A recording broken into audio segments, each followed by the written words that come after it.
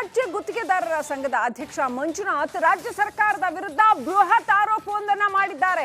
ಹಿಂದಿನ ಸರ್ಕಾರಕ್ಕಿಂತಲೂ ಹೆಚ್ಚಿನ ಕಮಿಷನ್ ಅನ್ನ ಈ ಸಾರಿಯ ಸರ್ಕಾರ ವಸೂಲಿ ಮಾಡ್ತಾ ಇದೆ. ಅಂದ್ರೆ ಅದರರ್ಥ ಹಿಂದಿನ ಸರ್ಕಾರಕ್ಕಿಂತಲೂ ಹೆಚ್ಚಿನ ಭ್ರಷ್ಟಾಚಾರ ಇದೆ ಅಂತ ಆರೋಪ ಆಯ್ತಲ್ವಾ.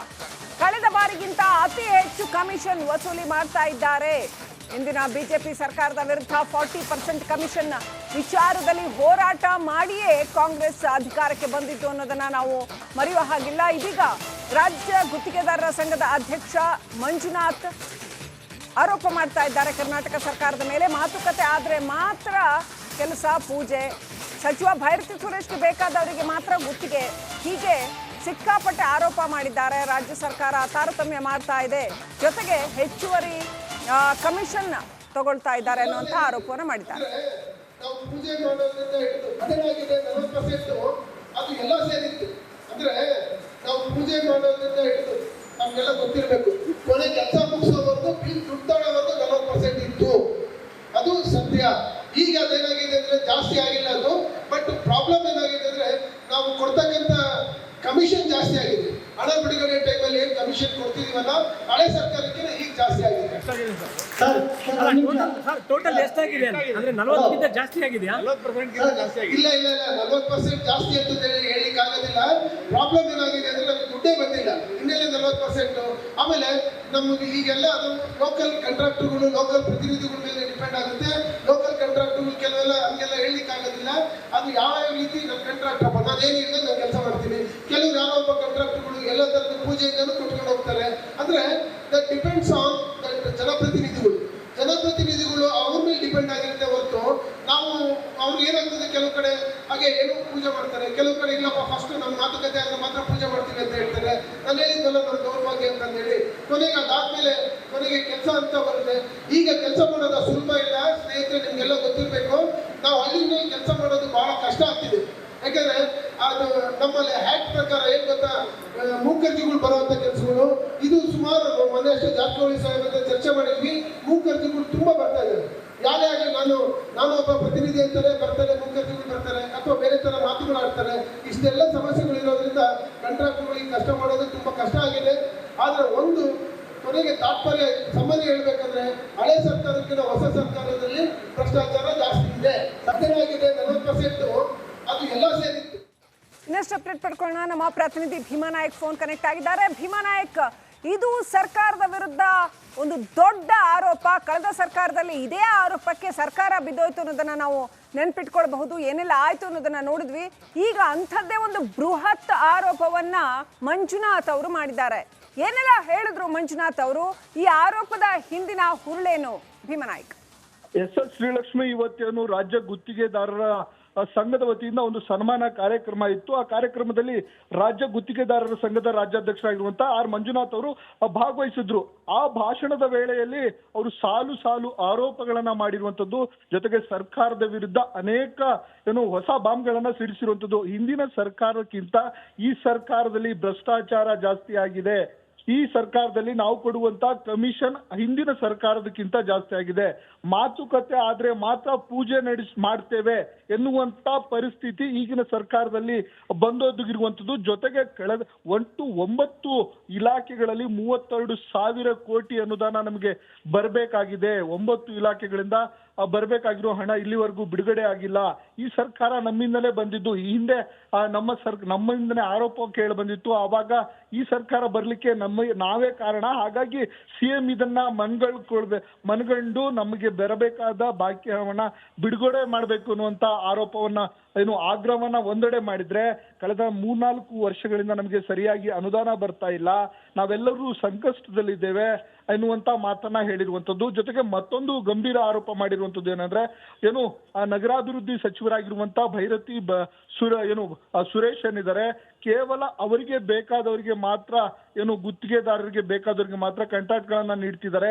ಶಿವಮೊಗ್ಗದ ಮಹಾನಗರ ಪಾಲಿಕೆಯಲ್ಲಿ ಆಗಬೇಕಾದಂತ ಟೆಂಡರ್ ಅನ್ನ ಬೆಂಗಳೂರಲ್ಲಿ ಕೂತ್ಕೊಂಡು ಮಾಡ್ತಿದ್ರೆ. ಈ ರೀತಿಯ ಪರಿಸ್ಥಿತಿಗಳು ಎದುರಾಗಿರುವಂತದ್ದು. ಹಾಗಾಗಿ ಕೂಡಲೇ ಸರ್ಕಾರ ಏನು 32,000 ಕೋಟಿ ಅನುದಾನ ಇದೆ, ಅದನ್ನ ಬಿಡುಗಡೆ ಮಾಡಬೇಕು ಜೊತೆಗೆ ಅನ್ನುವಂತ ಆಗ್ರಹವನ್ನ ಮಾಡಿದ್ರೆ ಮತ್ತೊಂದು ಬಾಂಬನ್ನ ಸಿಡಿಸಿರುವಂತದ್ದು. ಕಳೆದ ಸರ್ಕಾರದಲ್ಲಿ 40% ಭ್ರಷ್ಟಾಚಾರ ಇದೆ, ಅದರ ಮತ್ತಷ್ಟು ಜಾಸ್ತಿ ಅಂದ್ರೆ ಕೇವಲ 40% ಅಂದ್ರೆ ಪೂಜೆ ಮಾಡೋದ್ರಿಂದ ಹಿಡಿದು ನಾವು ಕೊಡೋವರೆಗೆ 40% ಇತ್ತು, ಈಗ ಅದರ ದುಪ್ಪಟ್ಟು ಆಗಿದೆ ಅನ್ನುವಂತ ಆರೋಪವನ್ನ ಸಹ ಮಾಡಿರುವಂತದ್ದು. ಶ್ರೀಲಕ್ಷ್ಮಿ, ಥ್ಯಾಂಕ್ ಯು ಭೀಮನಾಯಕ್ ಡೀಟೇಲ್ಸ್ಗಾಗಿ. ರಾಜ್ಯ ಗುತ್ತಿಗೆದಾರರ ಸಂಘದ ಅಧ್ಯಕ್ಷ ಮಂಜುನಾಥ್ ರಾಜ್ಯ ಸರ್ಕಾರದ ವಿರುದ್ಧ ಬೃಹತ್ ಆರೋಪವೊಂದನ್ನ ಮಾಡಿದ್ದಾರೆ. ಹಿಂದಿನ ಸರ್ಕಾರಕ್ಕಿಂತಲೂ ಹೆಚ್ಚಿನ ಕಮಿಷನ್ ಅನ್ನ ಈ ಸಾರಿಯ ಸರ್ಕಾರ ವಸೂಲಿ ಮಾಡ್ತಾ ಇದೆ. ಅಂದ್ರೆ ಅದರರ್ಥ ಹಿಂದಿನ ಸರ್ಕಾರಕ್ಕಿಂತಲೂ ಹೆಚ್ಚಿನ ಭ್ರಷ್ಟಾಚಾರ ಇದೆ ಅಂತ ಆರೋಪ ಆಯ್ತಲ್ವಾ. ಕಳೆದ ಬಾರಿಗಿಂತ ಅತಿ ಹೆಚ್ಚು ಕಮಿಷನ್ ವಸೂಲಿ ಮಾಡ್ತಾ ಇದ್ದಾರೆ. ಇಂದಿನ ಬಿಜೆಪಿ ಸರ್ಕಾರದ ವಿರುದ್ಧ 40% ಕಮಿಷನ್ ವಿಚಾರದಲ್ಲಿ ಹೋರಾಟ ಮಾಡಿಯೇ ಕಾಂಗ್ರೆಸ್ ಅಧಿಕಾರಕ್ಕೆ ಬಂದಿತ್ತು ಅನ್ನೋದನ್ನ ನಾವು ಮರೆಯುವ ಹಾಗಿಲ್ಲ. ಇದೀಗ ರಾಜ್ಯ ಗುತ್ತಿಗೆದಾರರ ಸಂಘದ ಅಧ್ಯಕ್ಷ ಮಂಜುನಾಥ್ ಆರೋಪ ಮಾಡ್ತಾ ಇದ್ದಾರೆ ಕರ್ನಾಟಕ ಸರ್ಕಾರದ ಮೇಲೆ. ಮಾತುಕತೆ ಆದ್ರೆ ಮಾತ್ರ ಕೆಲಸ, ಪೂಜೆ, ಸಚಿವ ಭೈರತಿ ಸುರೇಶ್ಗೆ ಬೇಕಾದವರಿಗೆ ಮಾತ್ರ ಗುತ್ತಿಗೆ, ಹೀಗೆ ಸಿಕ್ಕಾಪಟ್ಟೆ ಆರೋಪ ಮಾಡಿದ್ದಾರೆ. ರಾಜ್ಯ ಸರ್ಕಾರ ತಾರತಮ್ಯ ಮಾಡ್ತಾ ಇದೆ, ಜೊತೆಗೆ ಹೆಚ್ಚುವರಿ ಕಮಿಷನ್ ತಗೊಳ್ತಾ ಇದ್ದಾರೆ ಅನ್ನುವಂಥ ಆರೋಪವನ್ನು ಮಾಡಿದ್ದಾರೆ. ನಾವು ಪೂಜೆ ಮಾಡೋದ್ರಿಂದ ಹಿಡಿದು ಅದೇನಾಗಿದೆ 40% ಅದು ಎಲ್ಲ ಸೇರಿತ್ತು. ಅಂದ್ರೆ ನಾವು ಪೂಜೆ ಮಾಡೋದ್ರಿಂದ ಹಿಡಿದು ನಮ್ಗೆಲ್ಲ ಗೊತ್ತಿರಬೇಕು, ಕೊನೆ ಕೆಲಸ ಮುಗಿಸೋವರೆಗೂ ದುಡ್ಡು ತಗೊಳ್ಳೋವರೆಗೂ 40% ಇತ್ತು, ಅದು ಸತ್ಯ. ಈಗ ಅದೇನಾಗಿದೆ ಅಂದ್ರೆ ಜಾಸ್ತಿ ಆಗಿಲ್ಲ ಅದು, ಬಟ್ ಪ್ರಾಬ್ಲಮ್ ಏನಾಗಿದೆ ಅಂದ್ರೆ ನಾವು ಕೊಡ್ತಕ್ಕಂಥ ಕಮಿಷನ್ ಜಾಸ್ತಿ ಆಗಿದೆ. ಹಣ ಬಿಡುಗಡೆ ಟೈಮಲ್ಲಿ ಏನು ಕಮಿಷನ್ ಕೊಡ್ತಿದೀವಲ್ಲ ಹಳೆ ಸರ್ಕಾರಕ್ಕೆ ಈಗ ಜಾಸ್ತಿ ಆಗಿದೆ. ಟೋಟಲ್ ಎಷ್ಟಾಗಿದೆ ಅಂದ್ರೆ 40% ಜಾಸ್ತಿ ಆಗಿದೆಯಾ? 40% ಇಲ್ಲ 40% ಜಾಸ್ತಿ ಅಂತ ಹೇಳಿಕ್ ಆಗೋದಿಲ್ಲ. ಪ್ರಾಬ್ಲಮ್ ಏನಾಗಿದೆ ಅಂದ್ರೆ ನಮ್ಗೆ ದುಡ್ಡೇ ಬಂದಿಲ್ಲ, ಇನ್ನೆಲ್ಲ 40%. ಆಮೇಲೆ ನಮ್ಗೆ ಈಗೆಲ್ಲ ಅದು ಲೋಕಲ್ ಕಾಂಟ್ರಾಕ್ಟರ್ಗಳು, ಲೋಕಲ್ ಪ್ರತಿನಿಧಿಗಳ ಮೇಲೆ ಡಿಪೆಂಡ್ ಆಗುತ್ತೆ. ಲೋಕಲ್ ಕಾಂಟ್ರಾಕ್ಟರ್ಗಳು ಕೆಲವೆಲ್ಲ ಹಂಗೆಲ್ಲ ಹೇಳಲಿಕ್ಕೆ ಆಗೋದಿಲ್ಲ. ಅದು ಯಾವ ರೀತಿ ನನ್ನ ಕಾಂಟ್ರಾಕ್ಟರ್ ಅಪ್ಪ ನಾನೇನಿಲ್ಲ ನಾನು ಕೆಲಸ ಮಾಡ್ತೀನಿ.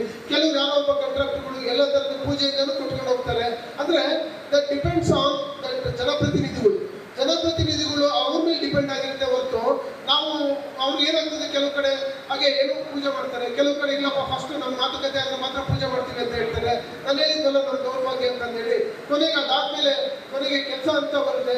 ಈಗ ಕೆಲಸ ಮಾಡೋದು ಸುಲಭ ಇಲ್ಲ ಸ್ನೇಹಿತರೆ, ನಿಮ್ಗೆಲ್ಲ ಗೊತ್ತಿರಬೇಕು. ನಾವು ಹಳ್ಳಿನಲ್ಲಿ ಕೆಲಸ ಮಾಡೋದು ಬಹಳ ಕಷ್ಟ ಆಗ್ತಿದೆ. ಯಾಕಂದ್ರೆ ಅದು ನಮ್ಮಲ್ಲಿ ಹ್ಯಾಕ್ಟ್ ಪ್ರಕಾರ ಏನ್ ಗೊತ್ತಾ, ಮೂಕರ್ಜಿಗಳು ಬರುವಂತ ಕೆಲಸಗಳು ಇದು ಸುಮಾರು ಮೊನ್ನೆಷ್ಟು ಜಾರಕಿಹೊಳಿ ಸಾಹೇಬ್ ಚರ್ಚೆ ಮಾಡಿದ್ವಿ. ಮೂಕರ್ಜಿಗಳು ತುಂಬಾ ಬರ್ತಾ ಇದ್ದಾರೆ. ಯಾರೇ ಆಗಲಿ ನಾನು ಒಬ್ಬ ಪ್ರತಿನಿಧಿ ಅಂತಾರೆ ಬರ್ತಾರೆ, ಮೂಕರ್ಜಿಗಳು ಬರ್ತಾರೆ, ಅಥವಾ ಬೇರೆ ತರ ಮಾತುಗಳು ಆಡ್ತಾರೆ. ಇಷ್ಟೆಲ್ಲ ಸಮಸ್ಯೆಗಳು ಇರೋದ್ರಿಂದ ಕಾಂಟ್ರಾಕ್ಟರ್ಗಳಿಗೆ ಕಷ್ಟ ಮಾಡೋದು ತುಂಬಾ ಕಷ್ಟ ಆಗಿದೆ. ಆದ್ರೆ ಒಂದು ಕೊನೆಗೆ ತಾತ್ಪರ್ಯ ಸಾಮಾನ್ಯ ಹೇಳ್ಬೇಕಂದ್ರೆ ಹಳೆ ಸರ್ಕಾರಕ್ಕಿಂತ ಹೊಸ ಸರ್ಕಾರದಲ್ಲಿ ಭ್ರಷ್ಟಾಚಾರ ಜಾಸ್ತಿ ಇದೆ. ಸತ್ಯವಾಗಿದೆ 40% ಅದು ಎಲ್ಲ ಸೇರಿತ್ತು. ಇನ್ನಷ್ಟು ಅಪ್ಡೇಟ್ ಪಡ್ಕೊಳ್ಳೋಣ. ನಮ್ಮ ಪ್ರತಿನಿಧಿ ಭೀಮಾನಾಯಕ್ ಫೋನ್ ಕನೆಕ್ಟ್ ಆಗಿದ್ದಾರೆ. ಭೀಮಾನಾಯಕ್, ಇದು ಸರ್ಕಾರದ ವಿರುದ್ಧ ಒಂದು ದೊಡ್ಡ ಆರೋಪ. ಕಳೆದ ಸರ್ಕಾರದಲ್ಲಿ ಇದೇ ಆರೋಪಕ್ಕೆ ಸರ್ಕಾರ ಬಿದ್ದೋಯ್ತು ಅನ್ನೋದನ್ನ ನಾವು ನೆನ್ಪಿಟ್ಕೊಳ್ಬಹುದು. ಏನೆಲ್ಲ ಆಯ್ತು ಅನ್ನೋದನ್ನ ನೋಡಿದ್ವಿ. ಈಗ ಅಂಥದ್ದೇ ಒಂದು ಬೃಹತ್ ಆರೋಪವನ್ನ ಮಂಜುನಾಥ್ ಅವರು ಮಾಡಿದ್ದಾರೆ. ಏನೆಲ್ಲ ಹೇಳಿದ್ರು ಮಂಜುನಾಥ್ ಅವರು? ಈ ಆರೋಪದ ಹಿಂದಿನ ಹುರುಳೇನು ಭೀಮಾನಾಯಕ್? ಎಸ್ ಶ್ರೀಲಕ್ಷ್ಮಿ, ಇವತ್ತೇನು ರಾಜ್ಯ ಗುತ್ತಿಗೆದಾರರ ಸಂಘದ ವತಿಯಿಂದ ಒಂದು ಸನ್ಮಾನ ಕಾರ್ಯಕ್ರಮ ಇತ್ತು. ಆ ಕಾರ್ಯಕ್ರಮದಲ್ಲಿ ರಾಜ್ಯ ಗುತ್ತಿಗೆದಾರರ ಸಂಘದ ರಾಜ್ಯಾಧ್ಯಕ್ಷರಾಗಿರುವಂತಹ ಆರ್ ಮಂಜುನಾಥ್ ಅವರು ಭಾಗವಹಿಸಿದ್ರು. ಆ ಭಾಷಣದ ವೇಳೆಯಲ್ಲಿ ಅವರು ಸಾಲು ಆರೋಪಗಳನ್ನ ಮಾಡಿರುವಂತದ್ದು, ಜೊತೆಗೆ ಸರ್ಕಾರದ ವಿರುದ್ಧ ಅನೇಕ ಹೊಸ ಬಾಂಬ್ಗಳನ್ನ ಸಿಡಿಸಿರುವಂತದ್ದು. ಹಿಂದಿನ ಸರ್ಕಾರಕ್ಕಿಂತ ಈ ಸರ್ಕಾರದಲ್ಲಿ ಭ್ರಷ್ಟಾಚಾರ ಜಾಸ್ತಿ ಆಗಿದೆ, ಈ ಸರ್ಕಾರದಲ್ಲಿ ನಾವು ಕೊಡುವಂತ ಕಮಿಷನ್ ಹಿಂದಿನ ಸರ್ಕಾರದಕ್ಕಿಂತ ಜಾಸ್ತಿ ಆಗಿದೆ, ಮಾತುಕತೆ ಆದ್ರೆ ಮಾತ್ರ ಪೂಜೆ ಮಾಡ್ತೇವೆ ಎನ್ನುವಂತ ಪರಿಸ್ಥಿತಿ ಈಗಿನ ಸರ್ಕಾರದಲ್ಲಿ ಬಂದೊದಗಿರುವಂತದ್ದು. ಜೊತೆಗೆ ಕಳೆದ 9 ಇಲಾಖೆಗಳಲ್ಲಿ 32,000 ಕೋಟಿ ಅನುದಾನ ನಮಗೆ ಬರಬೇಕಾಗಿದೆ. 9 ಇಲಾಖೆಗಳಿಂದ ಬರಬೇಕಾಗಿರೋ ಹಣ ಇಲ್ಲಿವರೆಗೂ ಬಿಡುಗಡೆ ಆಗಿಲ್ಲ. ಈ ಸರ್ಕಾರ ನಮ್ಮಿಂದಲೇ ಬಂದಿದ್ದು. ಈ ಹಿಂದೆ ನಮ್ಮಿಂದನೇ ಆರೋಪ ಕೇಳಿ ಬಂದಿತ್ತು. ಆವಾಗ ಈ ಸರ್ಕಾರ ಬರ್ಲಿಕ್ಕೆ ನಾವೇ ಕಾರಣ. ಹಾಗಾಗಿ ಸಿಎಂ ಇದನ್ನ ಮನಗಂಡು ನಮಗೆ ಬರಬೇಕಾದ ಬಾಕಿ ಹಣವನ್ನ ಬಿಡುಗಡೆ ಮಾಡಬೇಕು ಅನ್ನುವಂತ ಆರೋಪವನ್ನ ಆಗ್ರಹವನ್ನ ಒಂದೆಡೆ ಮಾಡಿದ್ರೆ, ಕಳೆದ 3-4 ವರ್ಷಗಳಿಂದ ನಮಗೆ ಸರಿಯಾಗಿ ಅನುದಾನ ಬರ್ತಾ ಇಲ್ಲ, ನಾವೆಲ್ಲರೂ ಸಂಕಷ್ಟದಲ್ಲಿದ್ದೇವೆ ಎನ್ನುವಂತ ಮಾತನ್ನ ಹೇಳಿರುವಂತದ್ದು. ಜೊತೆಗೆ ಮತ್ತೊಂದು ಗಂಭೀರ ಆರೋಪ ಮಾಡಿರುವಂತದ್ದು ಏನಂದ್ರೆ, ನಗರಾಭಿವೃದ್ಧಿ ಸಚಿವರಾಗಿರುವಂತ ಭೈರತಿ ಸುರೇಶ್ ಏನಿದ್ದಾರೆ, ಕೇವಲ ಅವರಿಗೆ ಬೇಕಾದವರಿಗೆ ಮಾತ್ರ ಏನು ಗುತ್ತಿಗೆದಾರರಿಗೆ ಬೇಕಾದವರಿಗೆ ಮಾತ್ರ ಕಾಂಟ್ರಾಕ್ಟ್ಗಳನ್ನ ನೀಡ್ತಿದ್ದಾರೆ. ಶಿವಮೊಗ್ಗದ ಮಹಾನಗರ ಪಾಲಿಕೆಯಲ್ಲಿ ಆಗಬೇಕಾದಂತ ಟೆಂಡರ್ ಅನ್ನ ಬೆಂಗಳೂರಲ್ಲಿ ಕೂತ್ಕೊಂಡು ಮಾಡ್ತಿದ್ರೆ. ಈ ರೀತಿಯ ಪರಿಸ್ಥಿತಿಗಳು ಎದುರಾಗಿರುವಂತದ್ದು. ಹಾಗಾಗಿ ಕೂಡಲೇ ಸರ್ಕಾರ ಏನು 32,000 ಕೋಟಿ ಅನುದಾನ ಇದೆ ಅದನ್ನ ಬಿಡುಗಡೆ ಮಾಡಬೇಕು ಜೊತೆಗೆ ಅನ್ನುವಂತ ಆಗ್ರಹವನ್ನ ಮಾಡಿದ್ರೆ, ಮತ್ತೊಂದು ಬಾಂಬನ್ನ ಸಿಡಿಸಿರುವಂತದ್ದು ಅಂದ್ರೆ ಸರ್ಕಾರದಲ್ಲಿ 40% ಭ್ರಷ್ಟಾಚಾರ ಇದೆ. ಅದರ ಮತ್ತಷ್ಟು ಜಾಸ್ತಿ ಅಂದ್ರೆ ಕೇವಲ 40% ಅಂದ್ರೆ ಪೂಜೆ ಮಾಡೋದ್ರಿಂದ ಹಿಡಿದು ನಾವು ಕೊಡೋವರೆಗೆ 40% ಇತ್ತು. ಈಗ ಅದರ ದುಪ್ಪಟ್ಟು ಆಗಿದೆ ಅನ್ನುವಂತ ಆರೋಪವನ್ನ ಸಹ ಮಾಡಿರುವಂತದ್ದು ಶ್ರೀಲಕ್ಷ್ಮಿ. Thank you Bhimanayak ಡೀಟೇಲ್ಸ್ಗಾಗಿ.